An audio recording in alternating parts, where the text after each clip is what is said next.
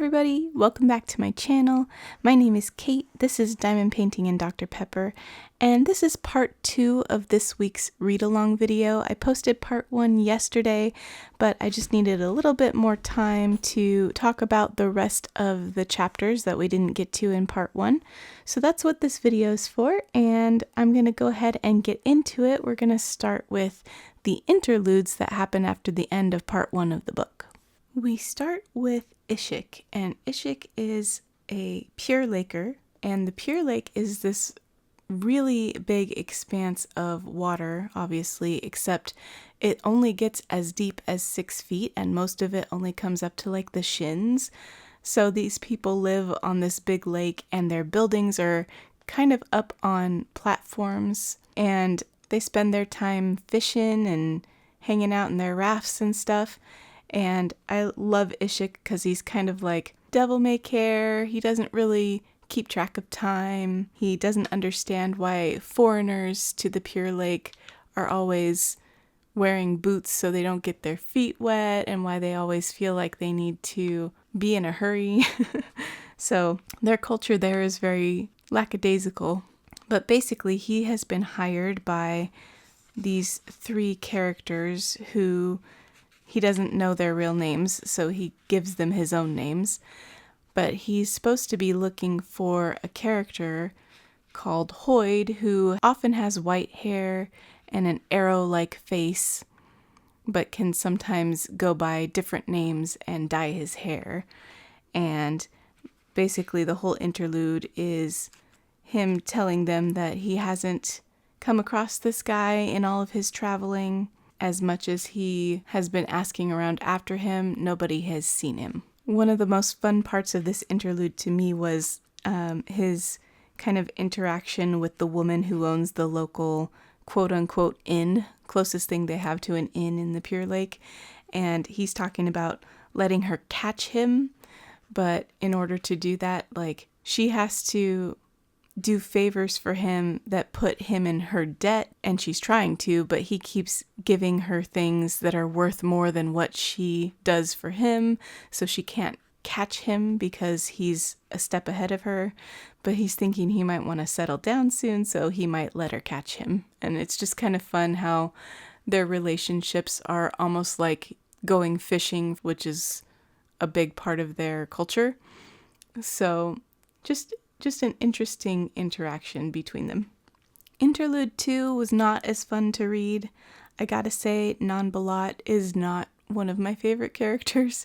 So this is Shallan's older brother, and he is actually the oldest now that their older brother Helleran is presumed dead.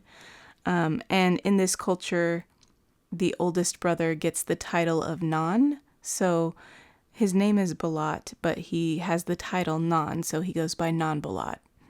But he didn't when Helleran was alive, because it was Nan-Helleran. So anyway, Balat likes killing things, like little animals especially. He does raise axe hounds, which are kind of like dogs, but if they were crustaceans, I guess. And he doesn't really talk about killing those at all in this interlude. Mostly he's killing like little crabs by torturing them and pulling off their legs one by one. I do not like this imagery. I don't like this character very much. Definitely a bit biased against him. But it just goes to show what having an abusive father can do to different characters. Shallan is obviously traumatized by her father, and Balat obviously has some issues being raised in that kind of situation too. But anyway, most of this interlude is him hurting animals, and then his axe hound hurting animals, and then their other brother comes to tell him that there's trouble, but we don't find out in this interlude what the trouble is. The third interlude, though, is probably my favorite of this grouping because it's about Szeth, the assassin in white, and we learn kind of what happened to him directly after he assassinated King Gavilar. He was abandoned by the Parshendi, so he has this oath stone, and whoever holds the oath stone is his master, and the Parshendi just kind of tossed it away as they were retreating. And he was forced to just stand there and hold it, because without a master, he's not able to make his own decisions on what to do next. He did, however, remove all the white clothing that marked him as the assassin in white, because in the book it says he had to preserve himself so that he could suffer. And he was picked up by a merchant, and then that merchant kind of became his master and is now just driving him around different towns and having Szeth do like manual labor, which is fine with Szeth because then he doesn't have to kill anybody. One interesting part in here that I wanted to talk about was when the merchant was trying to get the miners at the town they're currently in to buy him another drink and tell his best story. And it says, they bid him farewell, ignoring his broad hints that another cup of beer would prompt him to tell his greatest tale, that of the time when he'd seen the night watcher herself and stolen a sphere that glowed black at night. That tale always discomforted Szeth, as it reminded him of that strange black sphere Gavilar had given him. He'd hidden that carefully in Yakaved. He didn't know what it was, but he didn't want to risk a master taking it from him. So I think I forgot to mention the sphere when I talked about the prologue. But yeah, Gavilar gave him that weird sphere that kind of glows black. And we don't know what that is because all of the other spheres in the world glow with stormlight and they're bright. So yeah, this is interesting. But then Szeth and his master are walking back to their inn when he thinks that his master falls over too drunk to walk, because it wouldn't be the first time. But then he realizes that a band of footpads has actually murdered him with a knife to the neck. And they go through his pockets and find the oath stone. And Szeth is required to tell them that if they hold the oath stone, then he is their slave. And the thieves find that very agreeable. So that's the end of the interludes, and then we're on to part 2, the illuminating storms. And I'm excited for part 2 because we get to meet some new characters. So firstly, I want to mention, in case any of you are listening to the audiobook, that there are some names coming up that I just refuse to say the way that they're said in the audiobook, and I know that it's probably wrong, but I just can't say them that way. Like, to me, it sounds incorrect and bad. So if I say things differently, that's why. So as we start part 2, one of the things I notice is that the blurbs in front of the chapters have changed, and they no longer seem to be recording the last words of people before they've died, and now it seems more like it's someone addressing someone else in the form of like a letter. So that's interesting, and we don't know, of course, who is speaking or who is being addressed. So chapters 12 through 15 all take place in one day as the king of Alethkar and his retinue go to hunt a chasm fiend. We get to look at the war on the Shattered Plains in a whole new light, coming from the point of view of these high-up officials in the army. And we learn a lot of things. There's a lot of exposition in these 3 chapters. I'm not sure I'll be able to get to everything important, but I want to try and touch on some of the parts that really stand out to me. First of all, I think it might be helpful if I kind of discuss who the characters are, since we're meeting so many new characters in these chapters. So we have a couple of point of view characters. One is Adolin. Adolin is the son of Dalinar, who is the other point of view character that we get in these chapters. And Dalinar is the brother of Gavilar, who is the king that Szeth assassinated in the prologue. They're on this hunt with the king, Elokar, who is Gavilar's son, so Dalinar's nephew, and one of the high princes named Sidaeus. It's clear right off the bat that Adolin does not trust Sidaeus, and he also straight up holds aggression for him. And Dalinar also does not get along with Sidaeus either. There's some bad blood there. Dalinar's other son, Renarin, is also along for the ride for this hunt, and he is Adelin's younger brother, and we find that he wears glasses and he's definitely a bit less, I would say, athletic and physically capable than the rest of the family. These chapters also talk about Navani, who is Gavilar's widow, Elhokar's mom, and also Yasna's mom. So Yasna is Elhokar's sister. So that's kind of how she ties in with everybody that's over in the Shattered Plains. So all these nobles are out for this hunt for this chasm fiend, and they brought along a bunch of soldiers to help with the hunt and also to protect the king. And we start out in Adelin's point of view, and he is worried about his father's visions that he's been having. He worries that he's going a bit mad, and these visions seem to only come during the high storms. And Dalinar has had to be restrained because he's thrashing about having these weird delusions, often about the Radiants, the Knights Radiant, who let the world down ages ago. And Adelin's just a bit frustrated overall that his dad doesn't seem to want to join in much of the fighting against the Parshendi, even though in Adelin's opinion, the war has turned into less of a war against the Parshendi and more of a competition to go find the chasm fiends and hunt them, and he thinks they should be pushing more in on the Parshendi and trying to win the war against them instead of this contest, which is what the war has kind of become. It's become all of the high princes fighting against not only the Parshendi but also each other to beat everyone else to these chasm fiends and kill them and collect their gem hearts, because the hearts of these beasts are very large gemstones that are worth a lot of money and are very valuable. And Adelin is upset that his dad has put that aside basically to be bodyguards to the king. He's worried people are going to look at his dad like he's weak now when he used to be a renowned battle leader. Then we flip into Dalinar's point of view, and he's riding up next to the king and tells him that if they had a better vantage point, they could see the progress of the soldiers who are going to cross the chasms, to see how close they are to getting to where they're going.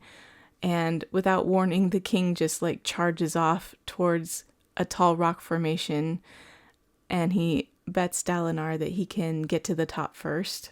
And at first Dalinar's annoyed that the king just rides off without any warning and he can't really protect him when he does stuff like that, but he starts to get into the contest of it as he's racing the king to the formation, and he's really trying to beat him, which is something in the Alethi culture.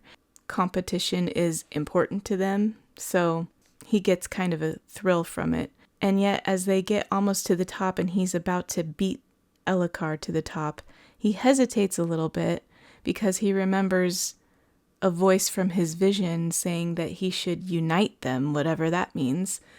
And he thinks that maybe he was having visions from the Almighty, so basically God. And he hesitates long enough that Elhokar wins the race to the top of this formation. And he's so happy and proud of himself for winning that then Dalinar is happy that he hesitated so that Elhokar ended up winning. Once they come back down, Adelin kind of questions Dalinar about why Elhokar even wants to come on this hunt and why he seems to be so uncaring about his own well-being to run off on that race, and yet he's very much afraid of assassins in the night. And Dalinar responds, "I know he seems odd, son, but the king is more complex a man than many give him credit for being. He worries that his subjects see him as a coward because of how much he fears assassins, and so he finds ways to prove his courage. Foolish ways, sometimes. But he's not the first man I've known who will face battle without fear, yet cower in terror about knives in the shadows. The hallmark of insecurity is bravado. The king is learning to lead. He needs this hunt. He needs to prove to himself and to others that he's still strong and worthy to command a kingdom at war. That's why I encouraged him. A successful hunt under controlled circumstances could bolster his reputation and his confidence. Eventually they get to the two platforms where they are setting up to bait the chasm fiend to come fight them on the smaller platform. And it's not going to be so much of a fight as it is just a killing. They're going to weaken it with arrows until it's too weak to fight, and then they're going to basically just assassinate it and take its gem heart. But as they're there setting up, the king's wit catches up to them, and Wit is just one of my all-time favorite characters. So the king's wit serves a specific purpose in this culture. The book says, "The king's wit was not a silly court fool such as one might find in other kingdoms. He was a sword, a tool maintained by the king. Insulting others was beneath the dignity of the king, so just as one used gloves when forced to handle something vile, the king retained a wit so he didn't have to debase himself to the level of rudeness or offensiveness." So basically Wit's whole job is to insult other people.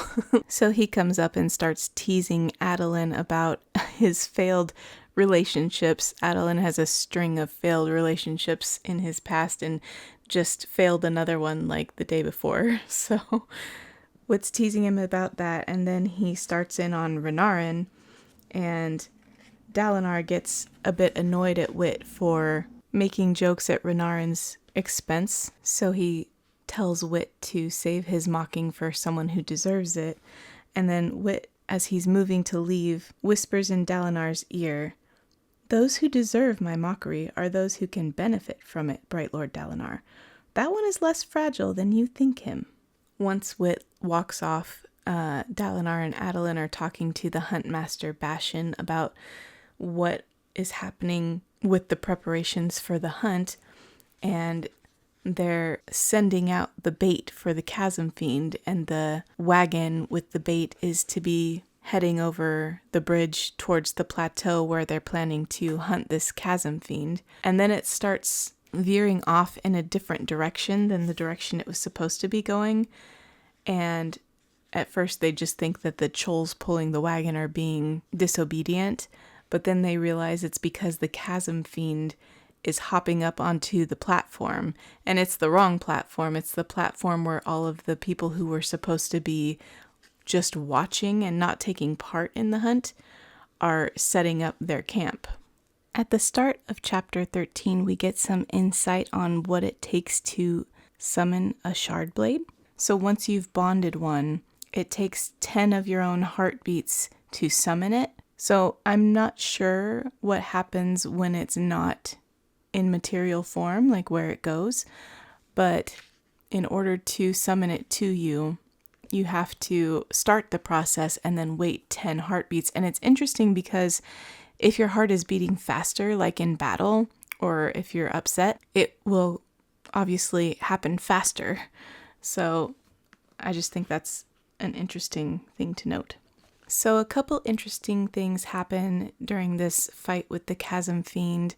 Dalinar and Adeline and Elhokar are all fighting it, and as Elhokar is distracting it, the strap on his saddle breaks and throws him from his horse, and as he's about to get crushed by the chasm fiend's claw, Dalinar somehow manages to get there fast enough to get in between the king and the chasm fiend. So he blocks the claw and then tells the king to get off the battlefield because he's in a vulnerable position. But of course the king doesn't listen. He's got to show that he is brave in front of all the people watching, and so he continues to fight the battle.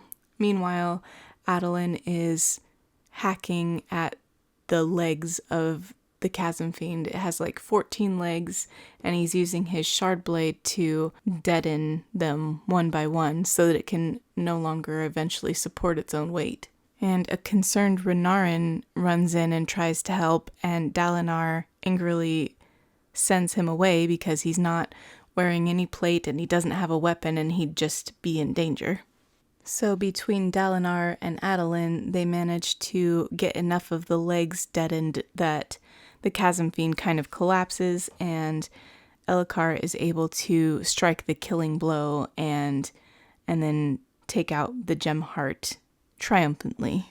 And then we have chapter 14, which I actually forgot is a whole Kaladin chapter in between these other 3 chapters that are about this whole hunt that's happening. So at the beginning, I said it was 3 chapters in a row about the hunt, but it's 2, and then this chapter about Kaladin, and then we're going to be back to the hunt. So it's the first morning with Kaladin as bridge leader for Bridge 4, and he tries to get everyone up and out early in the morning, and he tells them that they're going to train to carry the bridge, and that there's going to be no more lazing around on the days when they're off. And they're kind of justifiably resistant to this idea because their lives are hard enough, and now their new bridge leader is wanting them to work even harder on the days when they don't have to carry bridges.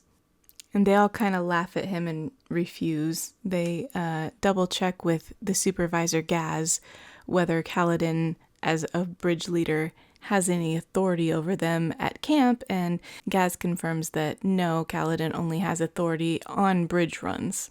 So Kaladin is left to make an example of himself in front of everyone else. He goes and he borrows one of the partial bridge structures that's being built at the lumberyard, and he runs back and forth in front of the barracks with it for hours. He gathers quite a crowd too, not just like the people in the lumberyard, but other soldiers and bridge members are watching him do this, just kind of astonished. During this chapter, he also receives his first wages. So he's not paying down his slave debt anymore. He's going to be receiving his wages instead. And he specifically makes Gaz give him all 5 of his marks, even though one of those 5 is supposed to belong to Gaz. And Gaz starts accusing him of not keeping his promise.